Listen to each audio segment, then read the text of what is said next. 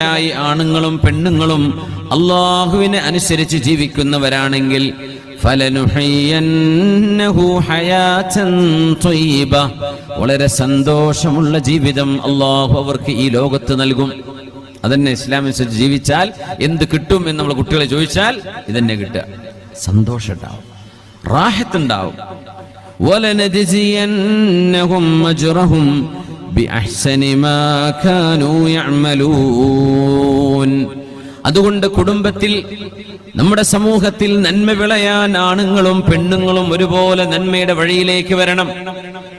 ഈ നന്മ ഒരു സമൂഹത്തിൽ ഉണ്ടാക്കുന്നത് പെണ്ണുങ്ങളാണ് ഏറ്റവും കൂടുതൽ. അതിന് കോൺട്രിബ്യൂട്ട് ചെയ്യുന്നത് ആണുങ്ങളെക്കാളും നന്മ മക്കളെ പഠിപ്പിക്കുന്നത്. വലത് കൈകൊണ്ട് കുടിക്കും മോനെ, അങ്ങനെ പറയരുത് മോനെ, ഇങ്ങനെയാണ് നീ ചൊല്ലേണ്ടത്, ഇങ്ങനെയാണ് നീ ഭക്ഷിക്കേണ്ടത്, ഇങ്ങനെയാണ് നീ പെരുമാറേണ്ടത്, ഉസ്താദുമാരോട് ഇങ്ങനെ പറയാവൂ, ഇത് പറയരുത്, മസ്ജിദിലേക്ക് നീ പോകണം, അച്ചടക്കത്തിൽ ജീവിക്കണം, നിന്റെ പെങ്ങന്മാരോട് അനുജന്മാരോട് നിന്റെ സിബ്ലിങ്സിനോട് നല്ല നിലയ്ക്ക് പെരുമാറണം.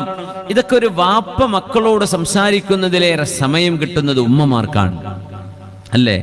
നമ്മൾ വാപ്പമാരെ മക്കളോട് മിണ്ടണ്ടോ? നമ്മൾ ജോലി കഴിഞ്ഞ് വരുന്നു, നമ്മൾ നിസ്കാരം കഴിഞ്ഞ് നമ്മുടെ കാര്യങ്ങളൊക്കെ കഴിഞ്ഞിരിക്കുന്നു, വരയിൽ ഭക്ഷണം പത്തലും കറിയൊക്കെ റെഡിയായിരിക്കും, എടുത്ത് കഴിക്കുന്നു, ഉറങ്ങുന്നു.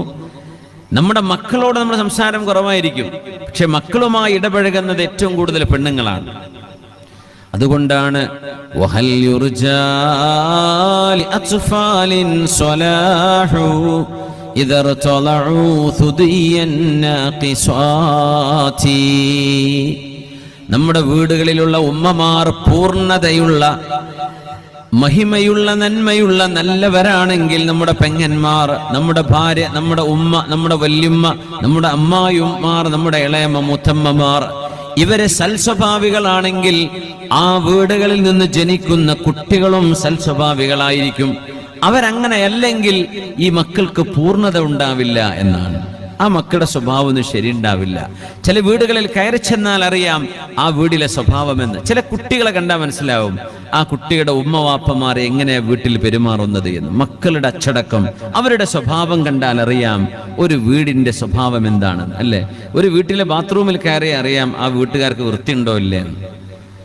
ഒരു വീട്ടിലെ മക്കളെ കണ്ടാൽ അറിയാം ആ വീട്ടിലെ ഉമ്മയും വാപ്പയും അടിപിടി കൂടുന്നവരാണോ അല്ലേ എന്ന്, സൽസ്വഭാവികളാണോ അല്ലേ എന്ന്.